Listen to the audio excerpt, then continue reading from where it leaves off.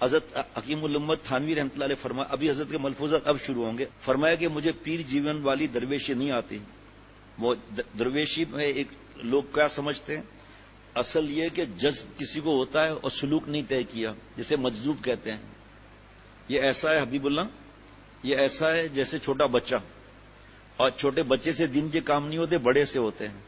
اور دین کا کام اس سے ہوتا ہے جس کو اللہ جذب فرمائے اور سلوک کا راستہ بھی کرے. اللہ یجتبی الیہ من یشاء ویہدی الیہ من ینیب.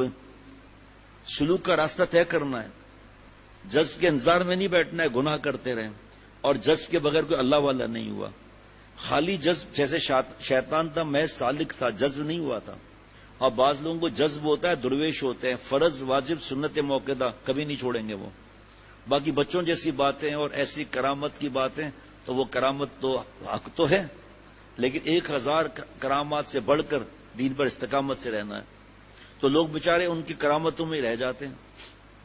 جناب حضرت تھانوی رحمۃ اللہ علیہ فرماتے ہیں، ایک آدمی بہت دور کا سفر کر کے، بڑے دور کا سفر کر کے، ایک عالم جو ہے ایک اللہ والے کے پاس آیا اصلاحی تعلق کے لیے. اس وقت تو جناب 2-2 4-4 سال لوگ رہتے تھے. تو دیکھا کہ اللہ والے کو امرت جو لڑکیوں کے حکم ہے وہ دبا رہے ہیں. بہت زیادہ تکلیف پہنچی. عالم تھا نا کہ بھئی یہ لڑکیوں کے حکم میں احتیاط ہے. اتنی شدید تکلیف پہنچی کہ حالت خراب ہو گئی. اتنا دور سے سفر کر کے آئے ہیں اور لڑکی وہ امرت دبا رہے ہیں. اب وہ بس پریشان ہے، سلام کر کے بیٹھے ہوئے، کہاں مصیبت میں یہاں آ گیا. آپ اور ہم گاؤں والے ہیں. وہ سردیوں میں انگیٹھی ہوتی ہے نا جس میں کوئلے ہوتے ہیں، اس سے کمرہ گرم ہو جاتا ہے.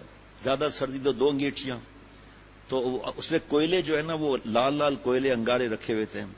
اس اللہ والے نے پیر رکھ لیا اس پر، کہا اب آئیے آپ بھی ایسا کیجیے. رونے لگا، معافیاں مانگی کہ میں نے بدگمانی آپ سے کی. کہا آئیے نا. اس کے راوی کون ہے؟ حضرت تھانوی رحمۃ اللہ علیہ. اور آگے آپ سب مست ہو جائیں گے جو عرض کروں گا. حضرت مجدد رحمۃ اللہ علیہ فرماتے ہیں کہ ہم اس کی ولایت پر شک نہیں کریں گے. کچھ شعبدے بازیاں ہوتی ہیں، لوگ کرامت سمجھتے ہیں. فرمایا ہم الحمدللہ 1% ان کے بارے میں بدگمانی نہیں کریں گے، اس نے ظن رکھیں گے، لیکن اجی ایسے لوگوں سے کبھی جڑنا نہیں، کیونکہ ظاہر میں جو دین کے خلاف بات ہے وہ بھی تباہ کرتی ہے لوگوں کو. اس لیے ہم ان سے دین نہیں سیکھیں گے. دعا لے لیں گے، بھاگ جائیں گے، دین نہیں سیکھیں گے. کتنی بڑی احتیاط دیکھیں آپ حضرت تھانوی رحمۃ اللہ علیہ کی، کہ دین نہیں سیکھیں گے ان سے ہم. سبحان اللہ. میں تو ظاہری بات ہے آپ لوگوں کے لیے بات نہیں ہے، میری یہ تو ہر بات ایسی ہے کہ دل چاہتا ہے کہ یا اللہ ریورس گیئر لگ جائے عمر میں.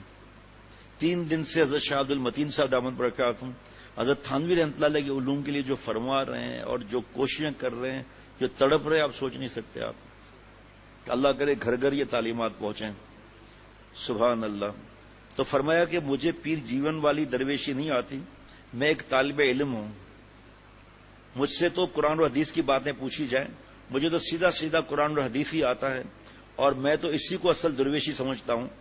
نیز علماء کی اشد ضرورت ہے کہ انہیں اس سب کے انہی کے وجود باوجود پر دین کا دار و مدار ہے، بلکہ صوفیہ سے زیادہ علماء کی ضرورت ہے، کیونکہ انہی کے بدولت انتظام دین کا قائم ہے.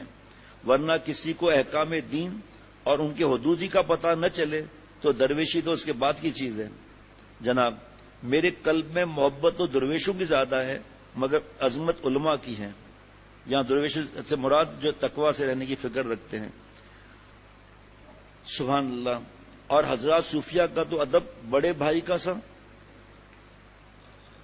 ایک بات میں گدگدی لگنا چاہیے. فرمایا کہ اور حضرات صوفیہ کا تو ادب بڑے بھائی کا سا، اور حضرت فقہا کا ادب باپ کا سا ہے. باپ سے آپ بھی ماشاءاللہ دیکھیں کیا نعمتیں آپ کے پاس ہیں جناب.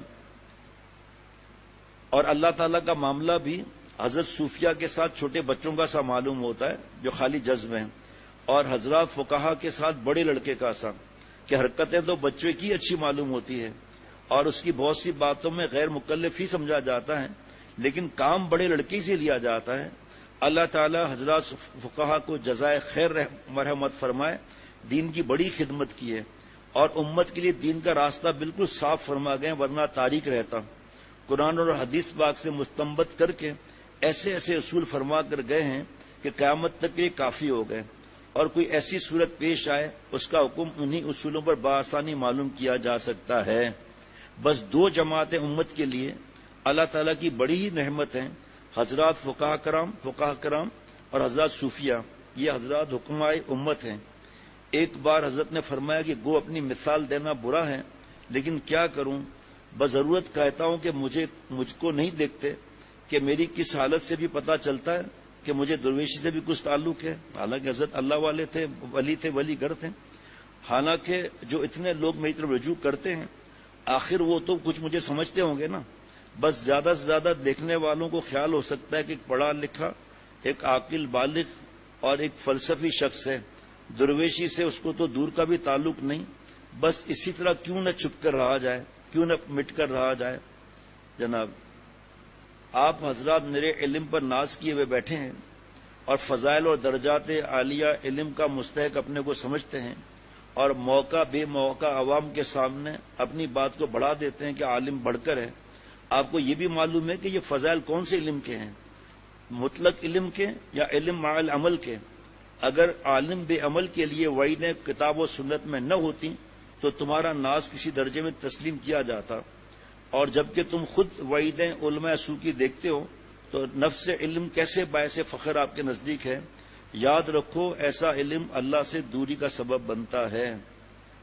جناب للہ اس ناز کو چھوڑو, عمل میں کوشش کرو.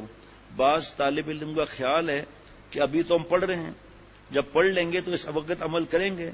یہ خیال بالکل غلط ہے جو شروع میں اللہ نے کہنے کی توفیق عطا فرمائی. جس گناہ کو تم آج نہیں چھوڑ سکتے ہو اور جس طاعت کو اس وقت اختیار نہیں کر سکتے ہو, نفس پر تم کو قابو نہیں, کل بدطریق اولا تم سے عمل نہ ہو سکے گا. بلکہ آج عمل کرنا آسان ہے, سہل ہے. اس لیے جس قدر مدت گزرے گی نفس کے اندر اخلاق رذیلہ جیسے معاملات ہوں گے. اور حضرت والا فرماتے تھے, یہاں نہیں لکھا ہوا, شیخ رب العجم فرماتے ہیں کہ گناہوں کی جڑیں مضبوط ہو جائیں گی, اس کے اکھاڑنے والا کمزور ہوتا جائے گا. اللہ تعالیٰ مجھے ہم سب کو معاف فرمائے, اپنا قرب اللہ تعالیٰ عطا فرمائے.